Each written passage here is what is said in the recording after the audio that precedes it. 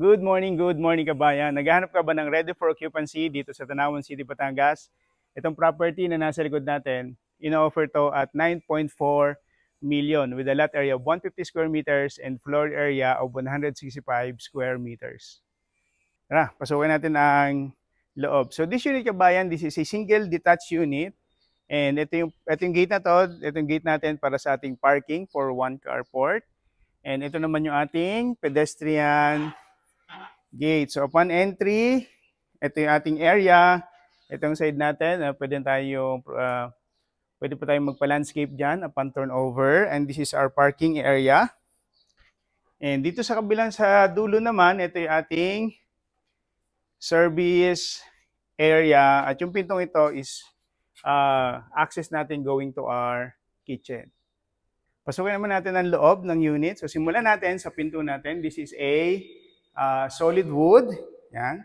And yung tiles natin, this is a 60 by 60 tile. So dito sa area na to, ito yung ating magiging living area. So kung sa inyo kabayan, may mga gamit pa since may ginagawa pang unit, yung mga light materials, ito muna nilalagay pansamantala. So dito yung ating magiging living area. And ito, pakita ko sa inyo yung ating mga salamin. So malaki yung ating glass panel dito for the free flow of natural light. And as well as meron tayong screen door para naman sa pwede natin buksan para naman sa ventilation. And dito naman yung ating magiging dining area. And itong glass door na to is going to our lanay area. So ganun din, no, ang kagandahan kasi niyan, meron siyang ito, may screen door siya para pwede natin buksan para malamig yung hangin na pumapasok sa loob ng unit natin. So, itong area naman, ito yung ating kitchen area. Sa kitchen area, ito, kung ano nakikita nyo, kasama ito upon turnover, the overhead cabinet and the under cabinet. So, ito na yung ating kitchen area na included upon turnover. And, meron tayong one bedroom dito sa baba. Yan, ito yung ating one bedroom. Kung may mga kasama tayong elderly or meron tayong kasamang staff, no, pwede ito. Or pwede rin siya maging kids area. And dito sa ating pinto, kanina na pinakita ko sa inyo, yung pinto ng sa service area, ito yon. And yung pintong to, yung ito, space natin, pwede pa itong maging extra space, no, for storage area.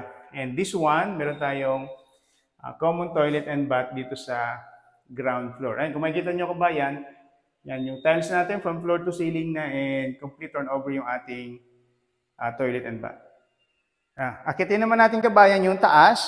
Simulan natin sa stairs. This is a concrete stairs and ito yung ating metal handrails. Sa second floor, we have 3 bedrooms, 2 toilet and bath, at meron tayong balcony. Yan. So makikita nyo kabayan, ayan, high ceiling tayo. Yung ating sa may stairs area, high ceiling siya. And yung sa likod natin, yan yung ating glass panel na yan para may pumapasok na natural light dito sa loob ng ating property. So unahin natin, meron tayong bedroom number 1. Ito ating bedroom number 1 kabayan na yan. Ating bedroom number 1, yan. So complete unit turnover na rin with provision for aircon na siya. And ito naman yung ating bedroom number 2. So same lang siya kabayan ng bedroom number 1. What's the difference is meron tong access sa balcony. May sarili itong balcony ka lang. Yan. So, may sariling balcony itong bedroom number 2. So, sa balcony, ito yung view natin, no? Ito yung view natin everyday. Yan. So, kung makakapag-invest dito, ito yung magiging view natin everyday. Ang ganda ng view, na very suiting to the eye. Let's go sa ating bedroom number 3. So, before that, pakita ko muna sa inyo natin common toilet and bath dito sa bedroom number, dito sa ground, sa second floor. Yan, ating common toilet and bath na second floor. Complete turnover na rin yung ating toilet and bath dito sa second floor. Ayan siya. Yan, yan. Let's go sa ating bedroom number 3. Yan, so ito yung ating bedroom number 3. So, ayan, ganyan siya kalaki. Okay, para ipakita natin yung gaano kalaki ating bedroom number 3. Yan, ganyan siya kalaki.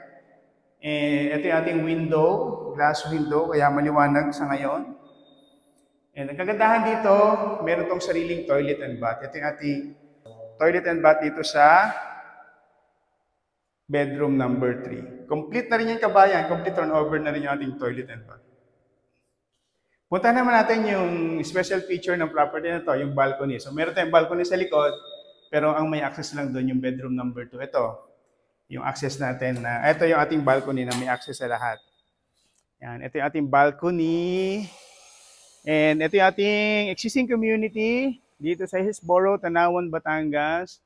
At yan yung ating view from this area. Yan, so kahit magkaroon ng bahay dito sa kabilang side, meron pa rin itong free flow of air dito sa atin since this property is a single detached unit. So magkaroon lang tayo ng recap. So this property is selling at 9.4 million, no, with a lot area of 150 square meters and floor area of 165 square meters. So ito kabayan ay single detached. So ano ibig sabihin ng single detached? The property is constructed in the middle of the lot. So kung magiging interested kayo bayan sa property na to, you're looking for a ready for occupancy property dito sa Tanawan, Batangas na gusto niyo ng lipatan, ito yung pwede naming offer sa inyo. Or if you're looking for a retirement home dito sa Batangas, ito yung pwede naming offer sa inyo. So by the way kabayan, mag-send lang ng message sa amin para mapadala namin yung mga necessary details ng property na to, even yung documentation and how to reserve this property. By the way kabayan, this is Ed Federico, your real estate broker. Thank you.